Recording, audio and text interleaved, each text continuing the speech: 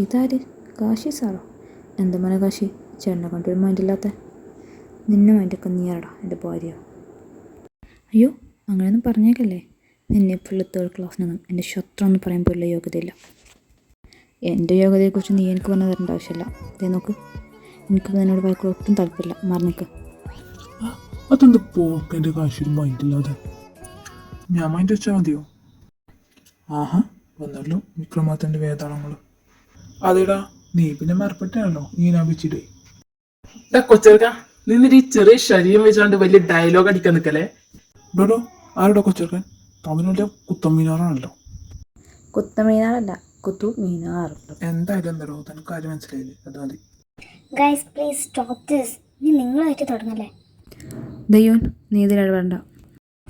Dhruva please. Kashi, I want to say something. എനിക്ക് കേൾക്കണ്ടെങ്കിലോ? എനിക്ക് നിൻ്റെ അടുത്തൊന്നും പറയാനുമില്ല, നിൻ്റെ ഒന്നും കേൾക്കാനുമില്ല. ഓക്കെ? കാശി പ്ലീസ്, ഒരു 5 മിനിറ്റ്. Okay fine. ഇവിടെ നിൽക്കണേക്കാളിലും ഭേദം തന്നെയാണ്. ശേ, അപ്പൊ ചിമ്മീൻ പറഞ്ഞൊക്കെ സത്യമായിരുന്നില്ലേ? ഓ, വെറുതെ ഓരോന്ന് ചിന്തിച്ചു കൂട്ടി. പറ, എന്താ പറയേണ്ടതെന്ന് പറഞ്ഞാൽ. കാശി, നീ എന്തിനും മനസ്സിലാക്കാത്തത്? I really love you. ധ്രുവയുടെ കസിൻ ആയതുകൊണ്ടാണോ നിന്നെ അക്സെപ്റ്റ് ചെയ്യാത്തത്? എൻ്റെ സ്നേഹം ധരിക്കുന്ന ഒരു അവസരം എനിക്ക് തന്നൂടെ?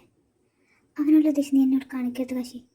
ചിലപ്പോൾ നിങ്ങൾ തമ്മിലുള്ള പ്രശ്നത്തിന് തീർത്ത് തന്നാലോ? ധ്രുവ എന്ന് പറയുന്ന എൻ്റെ കസിൻ്റെ പേര് എൻ്റെ ബ്രദറാണ്. ഞങ്ങൾ തമ്മിൽ റിലേഷൻഷിപ്പിലാണെന്ന് അറിഞ്ഞാൽ പിന്നെ നിങ്ങളുടെ ഇടയിൽ ഒരു പ്രശ്നം ഉണ്ടാവില്ല. യോ നോക്ക്, എനിക്ക് നിന്നോട് അങ്ങനത്തെ ഒരു ഫീലിങ്സ് ഇല്ല. പിന്നെ ഞങ്ങളുടെ ഇടയിൽ പ്രശ്നം തീർക്കാൻ വേണ്ടി ഇല്ലാത്ത ഫീലിങ്സ് ഞാൻ കൊണ്ടുവരണം. മാനിക്ക്, എനിക്ക് കൂടുതലൊന്നും പറയാനില്ല. പക്ഷേ കാശി,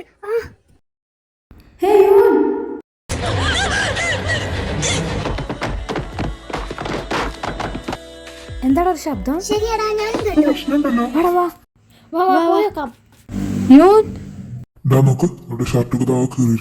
മറ്റവൻ നല്ല മുതലാക്കിയും തോന്നുന്നു.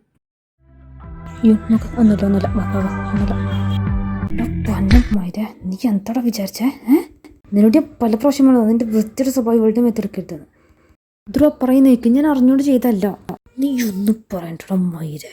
ഒരു പെൺകുട്ടിയുടെ ഇങ്ങനെ പെരുമാറുന്നത് പോലെ നിനക്കറിയില്ല. നിന്റെ അമ്മയോട് പെണ്ണോടൊക്കെ നീ ഇങ്ങനെ തന്നെയാണ് അവിടെ പെരുമാറല്? ആയിരിക്കും, അതുകൊണ്ടല്ലേ ഇവിടുത്തെ ഒരു പരിപാടിക്ക് നിന്റെ പാരൻസിനെ കാണുന്നത്. നിനക്കൊരു പെങ്ങളുടെ അവിടെ ഒരു അവസ്ഥ ഇതുപോലെ ചെറ്റയുടെ പെങ്ങളായി ജനിച്ചതിൽ.